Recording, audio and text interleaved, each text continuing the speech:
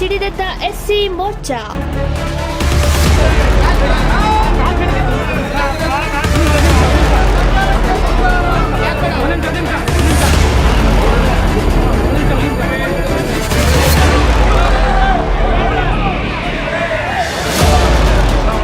ದಲಿತರ 11,144 ಕೋಟಿ ಹಣ ಗ್ಯಾರಂಟಿ ಯೋಜನೆಗೆ ಬಳಸಿರುವ ಕಾಂಗ್ರೆಸ್ ಸರ್ಕಾರದ ವಿರುದ್ಧ ಬಿಜೆಪಿ ಎಸ್ಸಿ ಮೋರ್ಚಾ ವತಿಯಿಂದ ಬಿಜೆಪಿ ಪಾಂಚಜನ್ಯ ಕಚೇರಿಯಿಂದ ಐಜಿ ರಸ್ತೆ, ಟೌನ್ ಕ್ಯಾಂಟೀನ್, ಬಸವನಹಳ್ಳಿ ರಸ್ತೆ, ಹನುಮಂತಪ್ಪ ಸರ್ಕಲ್, ಎಂಜಿ ರಸ್ತೆ ಮೂಲಕ ಆಜಾದ್ ಪಾರ್ಕ್ ವೃತ್ತದವರೆಗೆ ಬಿಜೆಪಿ ಎಸ್ಸಿ ಮೋರ್ಚಾದ ವತಿಯಿಂದ ಸೈಕಲ್ ಜಾಥಾ ಮೂಲಕ ಪ್ರತಿಭಟನೆ ನಡೆಸಿದರು.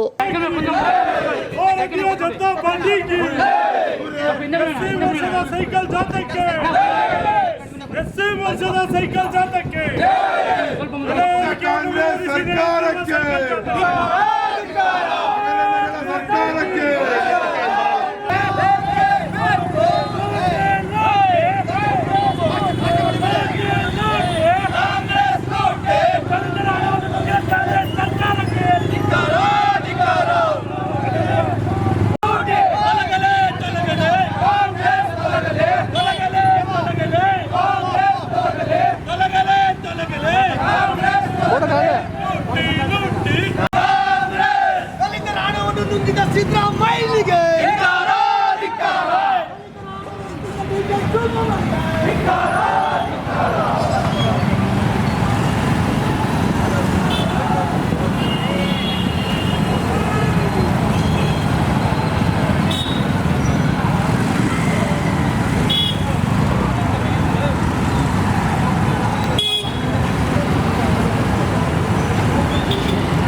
ಬಿಜೆಪಿ ಎಸ್ಸಿ ಮೋರ್ಚಾದ ಜಿಲ್ಲಾಧ್ಯಕ್ಷರಾದ ಕುರುವಂಗಿ ವೆಂಕಟೇಶ್ ಅವರು ಮಾತನಾಡಿ, ಕಾಂಗ್ರೆಸ್ ಸರ್ಕಾರ ದಲಿತರ 11,144 ಕೋಟಿ ಹಣವನ್ನು ವಾಪಸ್ ಪಡೆದಿರುವ ವಿರುದ್ಧ ಮತ್ತು ಮಹರ್ಷಿ ವಾಲ್ಮೀಕಿ ಅಭಿವೃದ್ಧಿ ನಿಗಮದಿಂದ ಸುಮಾರು 187 ಕೋಟಿ ಹಣವನ್ನು ದುರುಪಯೋಗಪಡಿಸಿಕೊಂಡಿರುವ ವಿರುದ್ಧ ಸೈಕಲ್ ಜಾಥಾ ಮೂಲಕ ಸರ್ಕಾರಕ್ಕೆ ಎಚ್ಚರಿಕೆ ನೀಡುತ್ತಿದ್ದೇವೆ ಎಂದು ಹೇಳಿದರು. ಈ ರಾಜ್ಯ ಸರ್ಕಾರ ಈ ರಾಜ್ಯದ ದಲಿತರ ಹಣವನ್ನು ಸುಮಾರು 11,400 ಕೋಟಿಯನ್ನು ಹಣವನ್ನು ವಾಪಸ್ ತಗೊಂಡಿದೆ.